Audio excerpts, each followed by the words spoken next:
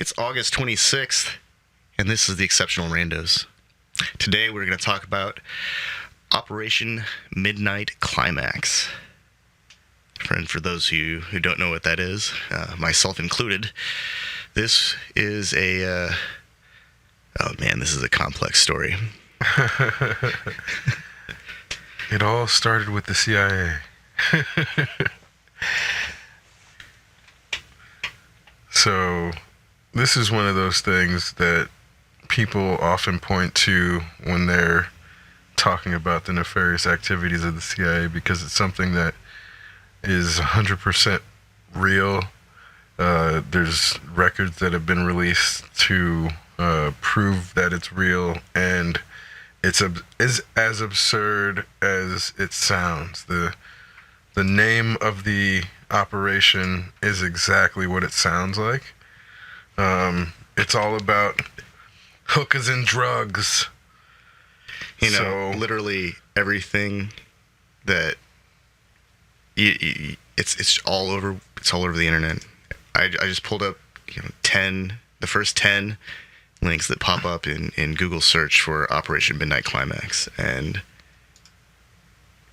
it pretty much could have been used as an outline for everything that you just said. Yeah, and it's one of those things that I'm amazed that people aren't as much as people make movies about World War II and like the greatest generations battles and all this shit. Nothing against them.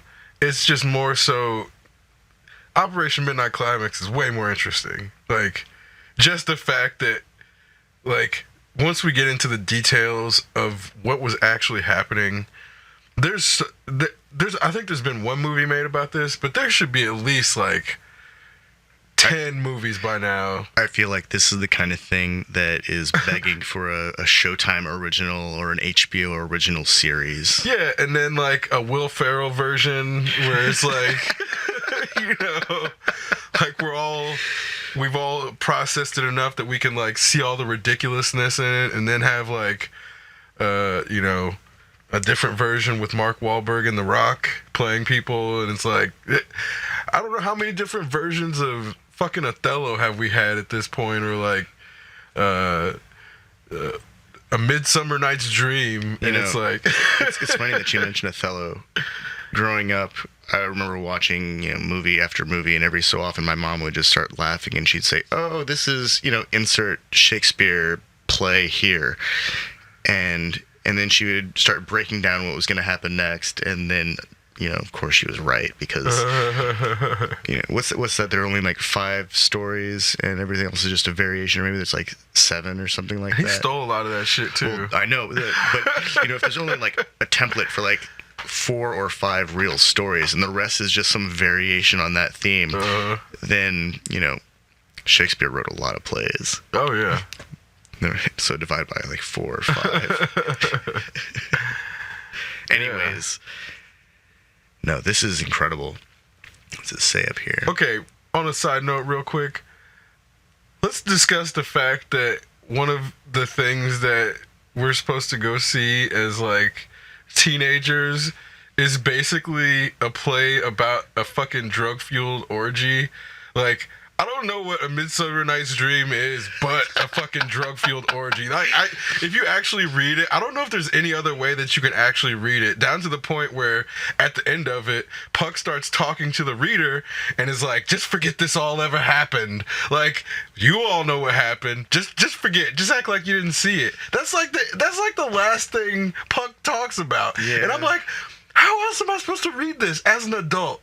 Like, they showed this to us as children. Not only that, but they had us like play acting as kindergartners. Right. Like this was everyone. That was everyone's first taste with Shakespeare. Right. And knowing that Shakespeare used all male casts, basically, I don't know if they were necessarily gay or whatever, but they were flying in the face of orthodoxy, doing what they were doing. I don't think this was an innocuous child's play. No. And to present this as if it's anything but a drug-fueled orgy, I don't think anybody was actually paying attention. Like, all of you middle school teachers, stop teaching that to your kids, because they're going to realize that shit one day and then realize you weren't reading that shit either. Okay, let's get back to Operation Midnight Climax. So back to Operation Midnight Climax. Apparently the CIA was experimenting with truth serums. They were dosing people with LSD and other psychotropic narcotics. They hypnotized them. They exposed them to radiation and electroshock therapy. Apparently, some of these participants were aware and some were not. And this is where Operation Midnight Climax comes in, because most of these people were not aware that they were being tested. So what the CIA was doing was, at first, they were going and going to hookers and basically saying, like, hey, we know what you're doing, and we want to... well, at first they weren't even necessarily telling them. So they would just go and see these hookers and then start dosing the Johns that were going to them. According to Archer's rules, they're escorts as long as they're alive. They're only to be referred to as hookers if they're dead. Sorry, continue. Yeah, I don't watch that show, so that's new to me. But so at first they're involuntary participants, and I think they're dosing both the hookers and the Johns in some cases, and then just basically observing them to see what happens. And then they start following the hookers, and they're saying, we know what you're doing, so what we're going to do, instead of bust you, we're going to bring you senators, and anytime like people of power come to you, we're going to dose them, and you can't say anything because we'll just take you to jail. But we're going to take pictures of them in compromising positions, and then ask them questions and interrogate them, and then basically send them on their way, knowing that we have files on them now. Yeah. And they had all these people under their thumbs using Operation Midnight Climax to basically exploit and extort them. And this is like what our government was doing to its own people. This was happening to senators, congressmen, lawyers, DAs, people who were like... I feel like that's one of the models for Spectre in the Bond universe. I mean, this is why it's like, that shit's based off of real life. The MI5 or whatever is real, or whatever the organization is. There's like a real version of that in real life that the Bond universe is based off, and that's where it's like, these things. The reason Sir Ian Fleming was able to write these stories is because there was like a real life version, or one of the ones that's not so famous is Dirk Pitt. I think it's like Cliff, I forget the writer, but Dirk Pitt is basically like a James Bond that takes place in the ocean, and there's this, it's like Numa, this like organization, but then you find out like that's a real organization, whatever the organization is they're referring to in these books. Clive Cussler is the writer. Okay, I've read a few of them, and it's like they're really interesting, and then you realize like, oh, he's just basing this character off of his real experiences. And then obviously some of them are going to be exaggerated. But then you're like, the things that he comes up with, you can't, you're only able to imagine them because you've seen something like them. I think it's Numa. Oh, sorry. You reminded me of, there's a facility in there's a research group in the cartoon Evangelion called Nerve, and it reminded me a few years ago that there's an actual building, and I'm trying to find it now, but it's kind of like a wild tangent that I should probably ignore. Sorry, back to what's it called? I think it's Numa. Yep, National Underwater and Marine Agency. Yep, that's it. It's a real thing. So they basically this whole series with Dirk Pitt's novels are the fictional Numa in the Dirk Pitt series of adventure novels by Clive Cussler. Numa is a government organization. Yeah. So, but it's actually a real organization. Yeah, there's a real organization, but in the novels, they're basically underwater labs that are on the like seafloor, basically like Sea Lab 2020. But this is like he's writing these in like the 70s and 80s, I think. Ooh, incidentally, originally it was a fictional U.S. government organization in the novels. Cussler later created and now leads an actual organization which is dedicated to preserving our maritime heritage through the discovery, archaeological survey, and conservation of shipwreck artifacts. So this is one of those, if you build it, they will come type scenarios. Man, hats off to you, Clive, man. Because I got introduced to him, I guess, later, so I didn't know the lineage or like which one came first. But again, it's a real organization, so it's like... Okay, this actually makes me want to start writing about a colony on the moon. Like, I think if we write it, it might materialize.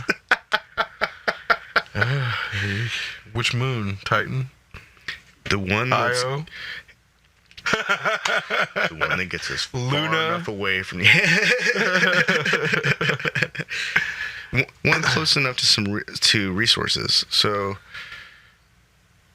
whichever one has the best access to resources. Yeah. That's got to be the driving motivation, I think. Water and then resources. Because, a colony ship or a seed ship could probably survive long enough for the first wave to die if they couldn't find resources but had water. And then humanity might end up in some, like, very, I don't know. They'd lose their technology pretty quick. Without adequate resources to maintain technology. And I think that, any motivation to leave Earth and to find anything, it's got to be motivated to find resources, and we've got to be honest about that. It's all about procuring resources. We can say that it's to extend the reach of humanity, but we don't even know what's out there. So really, it's got to be a blank. It's all business. It's just about getting resources.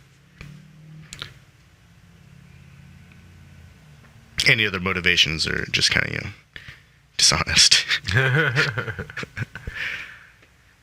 I mean, I think that humanity is at a place where we can be honest about that kind of motivation. It's about resources, and we don't have to do it at the expense of other humans. We don't have to do it at the expense of other humans. We don't have to do it at the expense of the environment. We can figure out ways to do all of these things so that it benefits everybody.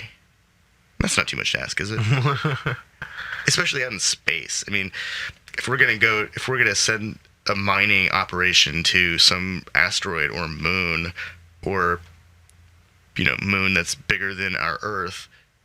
And, there might even be life on this planet, and it might be intelligent. It might not even like us, but it might not be able to do anything about it.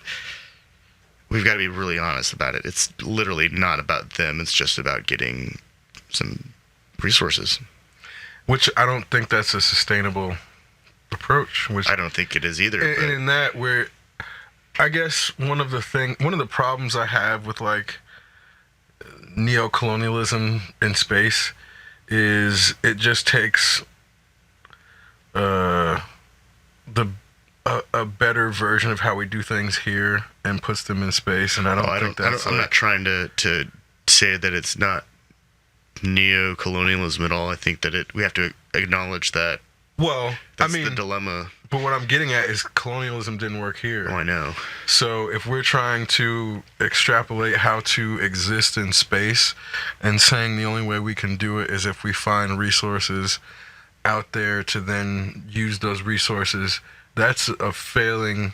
Like, to me, that's already a failed approach, because if you can't exist without those resources, you have to rely on being able to get to those resources unimpeded in order to survive, and that's like that's its own journey. And in that, well, I think that it's possible to build like a seed ship, or I don't want to call it a colony ship because that doesn't seem right.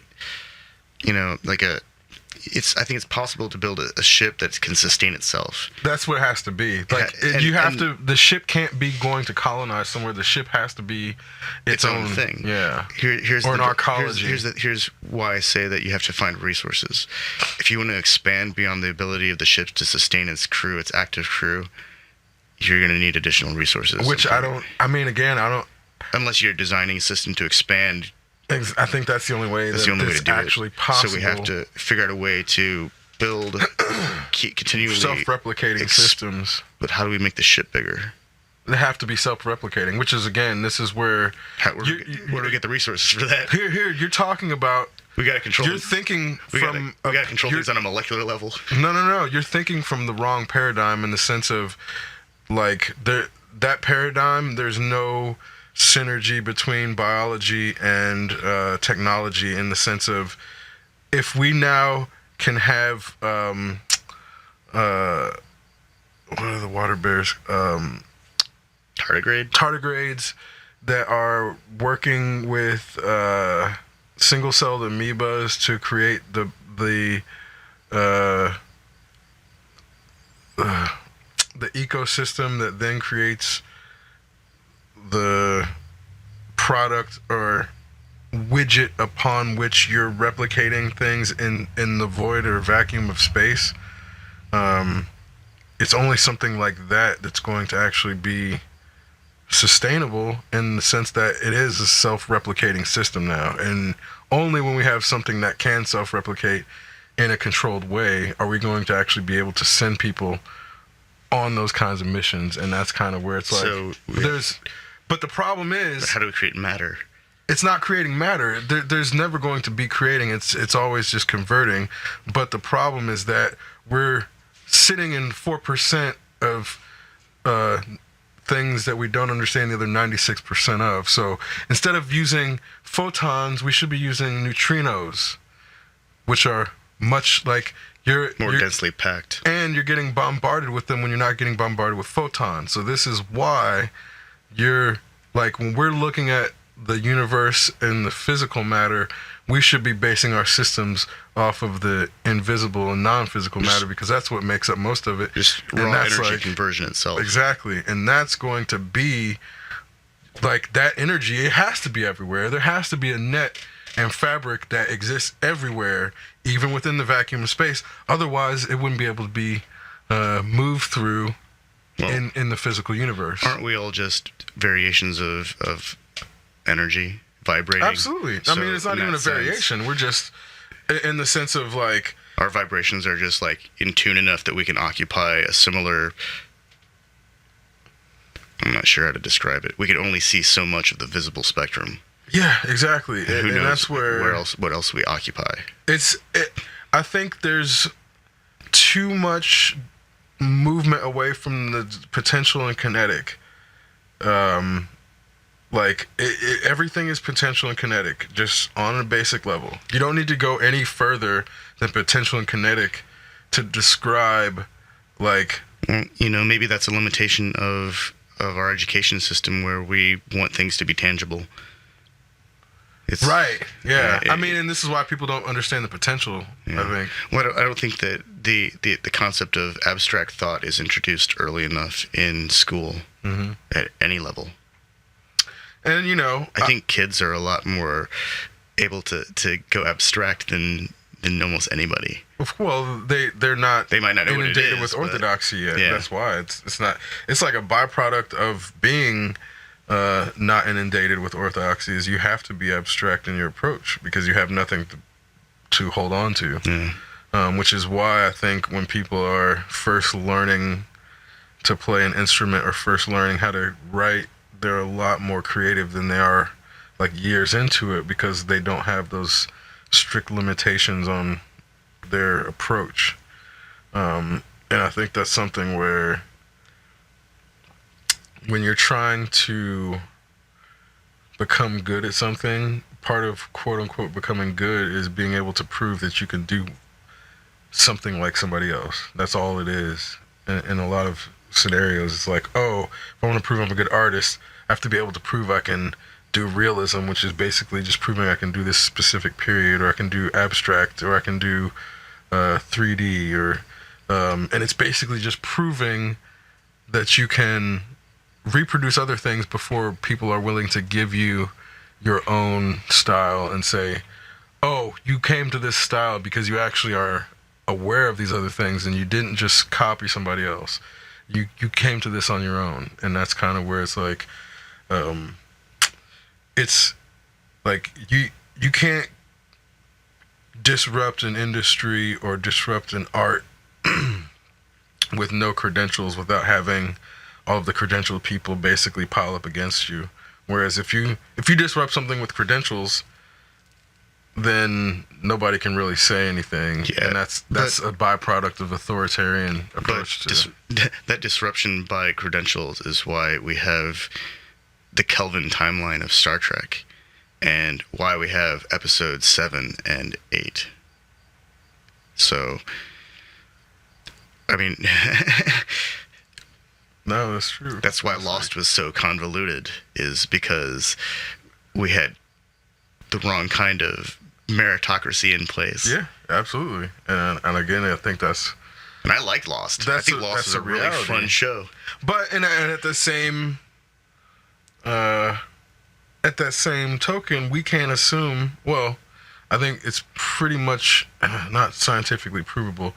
It's most likely that there is a universe in which exists that it's not happening that way, and we're just not in that one. Which is again why, when we're talking about energy, we should really be focusing on that which we can't see, because that's what the most of everything is. You know, it's interesting. Like when I look at photographs, you know, I've spent quite a few years behind a camera, and when I look at photographs now, I'm always looking at weird things like which directions are the shadows going and what kind of noise do I see in the image, because those are the things that tell me where the images are composites. And there's got to be something subtle to the background noise of the universe that we can measure. Oh, absolutely. Because I know that there's a measurable resonance of the planet Earth. I mean, itself. what you're talking about is basically how they figured out that the Higgs boson exists. It's basically trying to find the base background frequency, and it's like on some very crazy gamma out, you know, some scale that's not measurable by a normal frequency. And not only that, we scale. have to accelerate a particle, you know, as close to the speed of light as we can to get the behavior to emerge so that we can measure it. And it's basically reproducing the circumstances of the Big Bang on a small scale to find what would be the first thing, like the first frequency that happens after that event. And that's kind of the easiest way to explain, like, yeah, there's absolutely a universal frequency. But that's why we know that their Higgs boson exists, effectively. I hope there's a way that they Which is why I think it's disingenuous for people to call it a God particle, because it's like, well, how are you defining God then? Because if you're going to say God and try Isn't it like the universe particle? No, well, this is why scientists don't want people calling it the God particle. And they call it like a field more than anything, because it's like, that's the whole thing, is like it's a field that's basically in superposition everywhere, in the sense of the particles are it's not that if it's a net, one particle on one side of the net can activate a particle on the other side of the net. You know, it's funny, I'm actually envisioning a kind of like a really hairy orb with like tendrils that are just basically writhing. Yeah. And I'm trying to like fit this into my the mental image that I always have of space-time, of, you know, a net, but now it's like a 3-dimensional trellis type net. Mm-hmm. A bunch of different strings. Like, this is where string theory comes in. It's like a bunch of different strings that are individually interlocking, but on their own they exist as See, now I envision like a field of these things, so it's like a bunch of Koosh balls. That's what I'm thinking of. Well, and every like koosh ball has Koosh balls. They're like a bunch of Koosh balls, and each one a string. represents Every koosh ball is like an loaded with amalgamation. strings, yeah. Exactly. And so now I see like a field of them, and then the further I get away, it looks more like a carpet of Koosh top, but because that's only because I can't see underneath them now, because Right. I'm looking at them with a limited perspective of being human. Yeah. But if I can still see these things all independently at the same time, then it's just this giant, airy This is where construct of Koosh balls. And so now it's becoming like a fuzz ball, because I'm trying to envision, an infinite number of these things as they expand. And then they just look like dots. And then it becomes this big orb of writhing tiny pieces of rubber. And this is how I believe a fourth dimensional being would see the universe, in the sense Like of from inside and outside at the same time. right, because It's a like, fourth dimensional being is probably actually moving faster than light. And when people are like, "Oh, our universe is limited by the speed of light," well, there's probably another dimension that's not, and that's kind of Yeah. where a fourth dimensional being would be moving in a different. Like they would be moving around us when we're still, and they would be moving at a speed that is incomprehensible to us as beings that are limited by the speed of light. And that's kind of why I think it's like what we're experiencing is like 96%, or what is it? Yeah, 96% of dark matter or untouchable or incomprehensible universe is like probably like fourth dimensional or Uninteractable. fifth dimensional. 6th, 7th, 11th, yeah. Uninteractable with us as third dimensional beings. Yeah. It's every time I think about the speed of light, I'm reminded of the book Ringworld by Larry Nevin. He has this race of aliens called puppeteers, I think they're puppeteers. And they're this weird, they've got, mouths at the end of their feelers, and they're kind of got a hoof on their tripod leg. And they travel faster than the speed of light. And they make fun of humans for creating a rule that says they couldn't. It's like, silly humans, why would you ever make up a rule that says you can't travel faster than this? Right. It's just going to slow you down. Yeah. Here, we have these engines that can travel faster than the speed of light. We're going to attach them to this like spacecraft so you can travel faster than the speed of light. Silly humans. Anyway, it's funny like to think of it like that in terms of, did we really just create a series of rules that have limited our physics this entire time? No, I when people say create scientific rules, that's like a misrepresentation. Like, I think in that case, obviously, it was being facetious, but rules and laws are meant to be presented as scientific verification of a pre-existing natural law that is inherent in the universe that we have discovered with scientific method, not that we created it. And people will often say like, "Oh, time doesn't exist."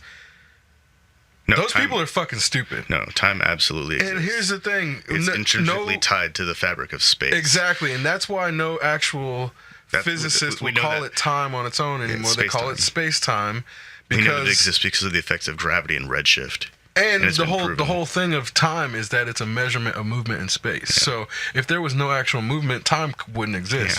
Yeah. So yes, in the case of a universe where nothing is moving, you can't have time because you have nothing to measure a periodic wave or periodic period. Well, a you have to period. establish a period. Yeah, exactly. Which is a peak and a trough of a wave of movement. And this is where people will say, "Oh, humans invented time." Well, we invented the concept of measuring periods, but periods existed intrinsically in the universe. So that's what time is supposed to be describing, not humans created it. And this is like Radiometric decay is a really good example of that. exactly. And I think this is where there's scientific terms and then there's layperson terms. And people will often take something that is a scientific term and use the layperson terminology to try to deconstruct a scientific thought like a theory or a law. Well, a theory does not mean something that somebody just came up with and was like, "Oh, I think the fucking sky is red. I have this theory that the sky is red." Like, no, that's not a scientific theory. And people don't want to learn what the actual scientific method is of like, you have to actually make an observation before you come up with a hypothesis or start to establish a line of provable hypotheses that could then lead you to construct a theory that is based off of proved hypotheses. And it's like there's a bunch of people who just like come up with this like false idea of like scientists is just these dudes in lab coats who just everybody reveres their ideas because they're wearing lab coats. Oh yeah, because they're just throwing spaghetti at the wall, right? Like at circled words, seeing what sticks.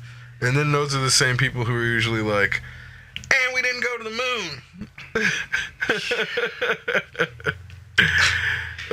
which is like, oh man. I think it's funny when people like are That's like anti-science, but then they want to like try to use half scientific methods to like disprove shit that they don't agree with, and then or like use science to prove stuff in the Bible, or like this weird, like they want to employ science when it fits their like the people who use message boards to say that technology is the demise of social interaction. Yes. Yeah. Yes, exactly. Those people. Your grandma who's bitching about you using Facebook and then checking up on you on Facebook and then signing her comments with her own name. Like, those people are the ones that it's like, oh, that's so sweet. I feel like anybody who has ever complained about Facebook should never, like, just probably needs to get off of the platform. Yeah, if you've complained about the effects of Facebook on society, just don't use it. Because I think, like, half of those people are on Facebook complaining about Facebook's effects on society. And it's like, what are you guys doing? What are you guys doing? Yesterday, I noticed that I was getting an inordinate amount of advertisements in my feed. So I went to my advertising settings and I went through, like, everything. And I removed... Oh God, I was clicking little X's for 45 minutes easily. I listened to an entire, drum and bass mix. And at one point it was fun. Like it was like, come on, mouse coordination, twitch control skills, let's do this. Like, see more. Yes, come on. Fuck, I missed that one. And, next thing I know, it was done and it was over with. And I click refresh on my feed and all of a sudden there are no ads. And it's just the people that I want to interact with. It's like, finally I can see what's going on. And then I look and it's like, man, McCain died. Don't want to talk about that. But, it's just one of those things. Like, I don't actually care that Facebook is collecting data. I actually expect them to do this at this point. It's part of the deal. They let me use their platform to communicate with people and to gain exposure to new ideas. And so what if they want to capture information? I think at this point, it's part of the deal. At the same time, why shouldn't you, like, if your data is valuable, why shouldn't you get paid for that? That's a good point. And this is like the fundamental problem with where social media is at in 2018. So the user is the product. The posts, your videos, your content, that is the product. So if we're saying that's the product in a place that is all about protecting intellectual property rights and then protecting royalty payments, why aren't the people who are producing the content in most cases, aka the people who are being data mined, getting royalties? And this is my problem with, like, Facebook itself, in the sense of it didn't start off this way. It was originally just a place for college students to communicate with each other. Actually, its original origins were like how hot are they student measuring system back in the way back days. It was originally essentially a hot or not, like, left their campus. They needed to convince people to sign up for it. Yeah, and it's like those origins, knowing where it came from, and where social media people are now with somebody who has a bunch of followers on YouTube or on Instagram can monetize their account. Why should that be limited to only people who have thousands of or millions of followers? Because what's happening again is, once again, we have these platforms that democratized information, and then they get taken over and basically that's a really nice way of like turn feudal again. So we have feudal lords and the nobles in social media now, like obviously Kardashians, they're like at the top of the nobility, and you have all these other social media influencers like the rappers and the models, and they're also nobility because they're just establishing new class systems, and Facebook and YouTube are assisting in that by keeping lower people from monetizing. So it's like the person, like, okay, because Kim Kardashian or any of the Jenners or whatever have a bunch of followers, they can sell their tweets for $250,000. But you to your friends can't sell your Facebook posts because, like, for whatever reason, your influence on your friends is not as valuable to big corporations. Why? Because that's just the way things are pushed. It's like bigger is always better. Yeah. Micro is never. It's always got to be macro. There's never any. Didn't clout fall apart recently? Didn't that measurement system, like, didn't they like go under? I gotta find out now. Yeah. I mean, but it's all they were pretending to measure clout, but they weren't able to. Clout is shutting down. Yeah, because they couldn't find the bots. So they were saying all these people have clout, but then you find out all these platforms are filled with bots, just inflating the numbers. Oh no, that's so sad. Bye bye clout. So, I mean, again, and that's kind of where it's like, if our interactions are valuable to somebody, then we should make money off of them. Absolutely. And that's just where they're making it seem like it'd be difficult for them to share. Yeah. Like, if I'm able to sign up and create an account that they can data mine me on, then they can pay me on that same account. But they're making it as if, oh, that's so difficult, or it's impossible to do that. Like, no, you guys could bake that into I'm aware of, like, your platform. I feel like there have been a few attempts to monetize platforms, social network platforms, like Steemit, and there was On Global, and I think there was another. There have been a couple of attempts within blockchain development to monetize social interaction, and I was never able to like fully get into and make those things work out for me, because I'm not actually active on social media enough with in the right kind of ways. I've always used social networks to interact with people, not necessarily to go out and find things or to do product placement. Mm-hmm. And even when I was interested in trying to curate a collection of information, like in a pseudo blog, it was really just more of a diary of my journey through photography, or my journey through something else. And it was never really an attempt to position myself as any kind of authority. It was more of like, hey, check out this thing that I found here. Mm-hmm. This is actually kind of cool. If anybody that I know knows anything about this stuff, please tell me so that I can talk to somebody about it. It was more like a way of advertising. I want to talk to people about this shit. And sometimes it works. And then sometimes it's like too weird, I guess. Yeah. It's too hard to just like start talking about. I think that might actually be like the dilemma with a lot of the science, is that I feel like there's very little attempt, and this is actually based on my experience with computer scientists. They'll get to a place, they'll take the science or the algorithm to a place, and then they'll have where it does amazing things. And then they'll have difficulty explaining it to somebody.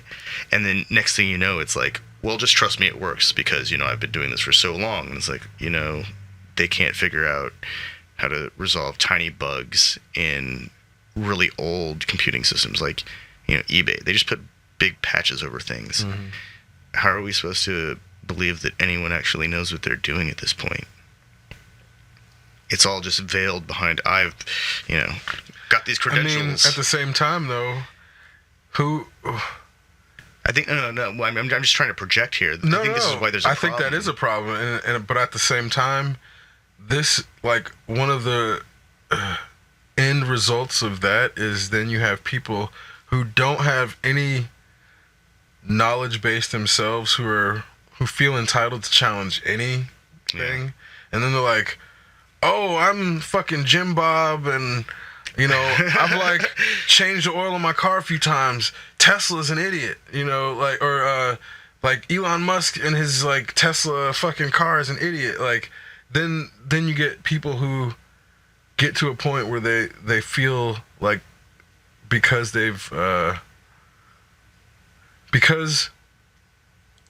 But isn't that authority is so overemphasized to the point where it's almost useless? Yeah. That then no authority is worth anything, and that's kind of where it's that is kind of I think why we're here now is we've gotten to the point where everyone is oh, I've seen a few YouTube videos, I can question the moon landing. Or I've seen a few YouTube videos, I can question electric cars, and this is why coal is better. This is why clean coal is real. I've seen YouTube videos. You can't put it on the internet if it's not real. I've read Wikipedia. All of Wikipedia. They can't put it on Wikipedia if it's not real. That's right. Oh man, those people. Actually, exist. I remember years ago, a buddy of mine said that they were actually really impressed with the content on Wikipedia regarding microbiology. I mean, here's, and I feel like that has to hold true for a few isolated. Areas that something might have. No, they've done tests. Wikipedia is Wikipedia is better curated than I think a lot of news sources because it's public and curatable. So you have people who are obsessed with making sure that their industry or whatever field they're in is represented accurately. So that's why Wikipedia is accurate. But on the same hand, it's that's a really exclusive club, right? And then it becomes very difficult to become a Wikipedia curator. So then it becomes the same problem. So it's very difficult to democratize information curation without opening the door for misinformation. So then when you close that misinformation door, you get back to the same non-democratized platform. So it's I don't know if you can have both. It's how do we safely decentralize the knowledge base? Right. Yeah. It's it's got to be a very careful process. I feel like that should be the number one concern of a decentralized blockchain technology is safely decentralizing the knowledge base so that it doesn't become corrupted with crap ideas. Yeah, I mean I think that is but then we should be able to store the entirety of we can almost store the entirety of human knowledge in the palm of our hands. Yeah. I mean, if you want to consider just an external hard drive, how much hard drive space does it actually take to store the really important information? And not I'm not saying that comic books aren't important. Comic books to me represent the modern day equivalent of the delivery method of morals and ethics, and complex narratives are used to answer complex questions about right and wrong and perspective and context. But that's not the point. The point is how much space does it actually take to contain the absolute critical knowledge and culture of humanity? That's a tough question. Yeah. Because we can only compress data so far before the music stops sounding good, and before the images start being, unrecognizable. Yeah. That's gonna be a lot of space. And then coming up with the means to reproduce the information in a meaningful way. Because then who qualifies what makes it in? Yeah. I think this is the idea of Library of Congress, but You know. Yeah, but the Library of Congress is literally an old boys club. Yeah. I mean, they've made a few concessions in the past few years, but no, man. I feel like, you know, the UN is a pretty decent representation of humanity, kind of. But even then, like, they don't recognize Taiwan, right?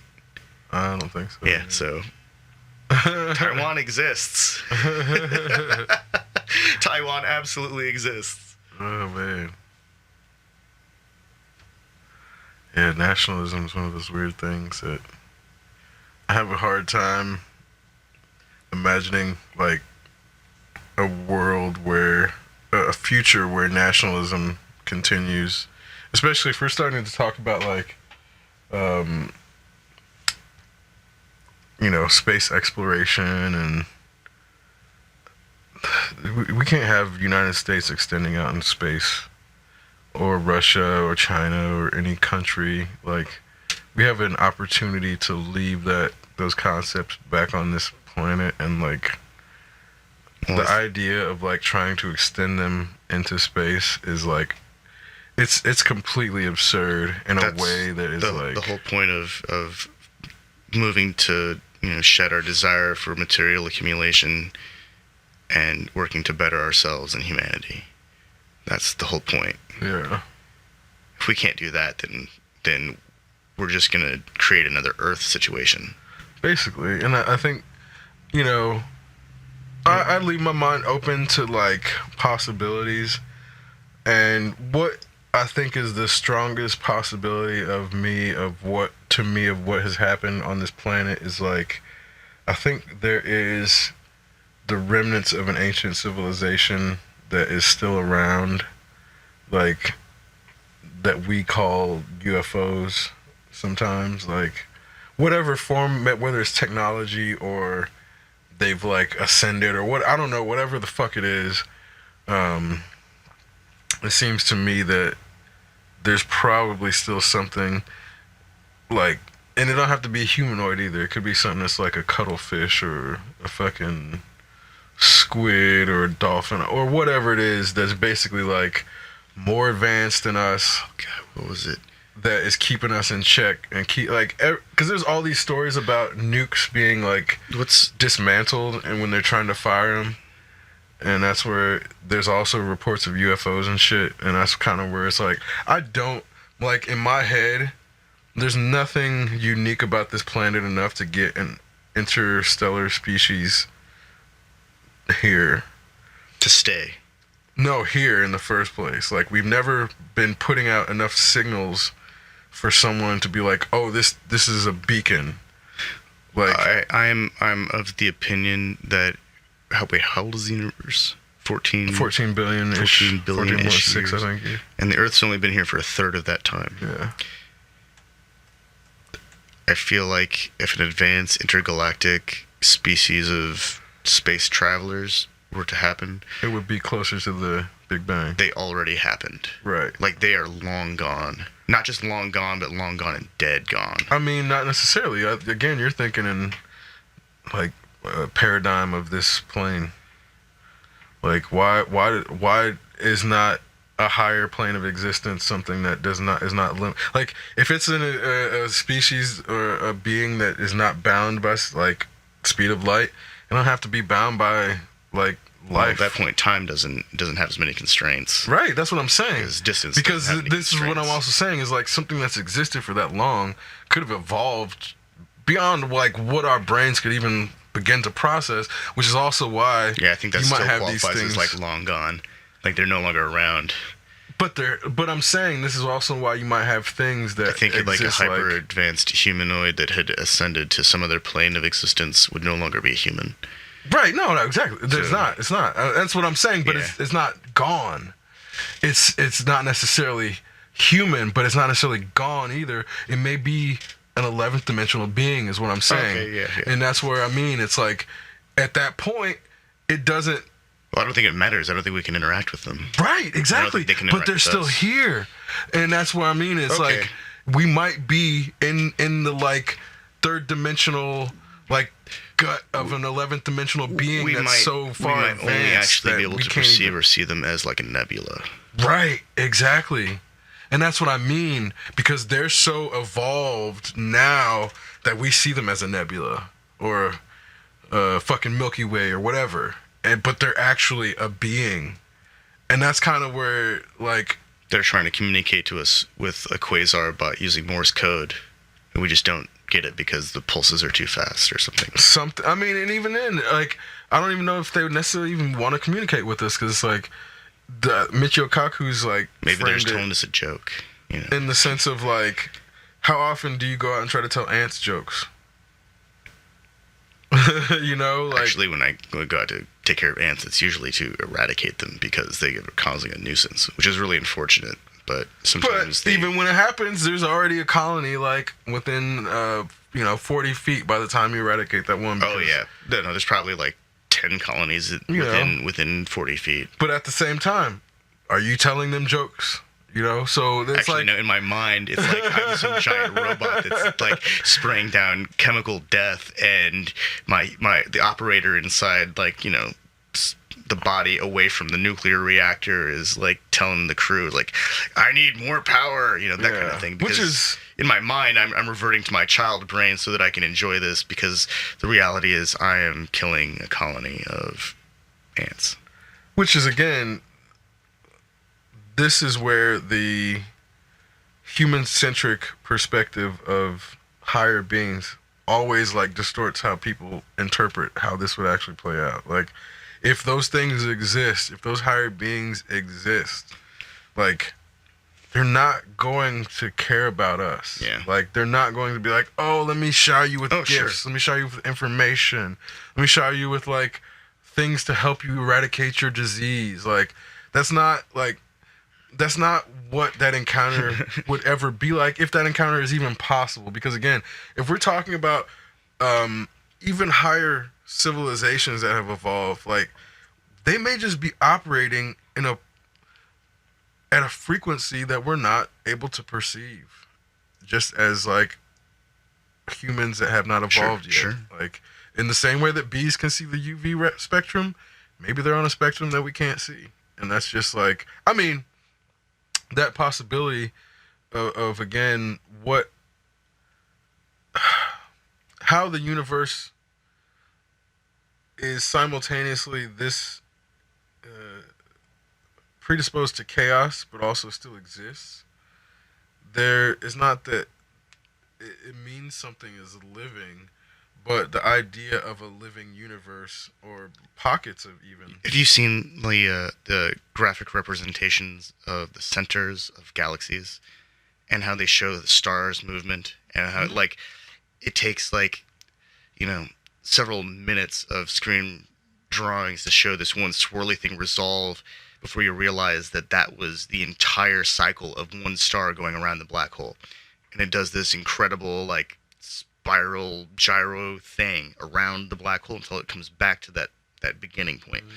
Because it's interacting with, like, 20 other stars, and they're all flying around at, you know, millions of miles, hundreds of millions of miles an hour, but not really, because they have to cross incredible expanses where time is stretched the space. Yep.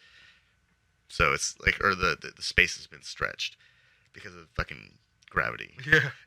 But then, like, and it's in the center of these galaxies. It's like, I imagine the gravitational forces just being incredibly violent. Mm-hmm. Like, when you mention, like, such a chaotic place, like, that's what I think of, is the center of a galaxy where all these stars are swirling around until they get pulled in, and we can't even perceive that, really. I mean, that amount of time, it's already happened. Mm-hmm. But it's still happening.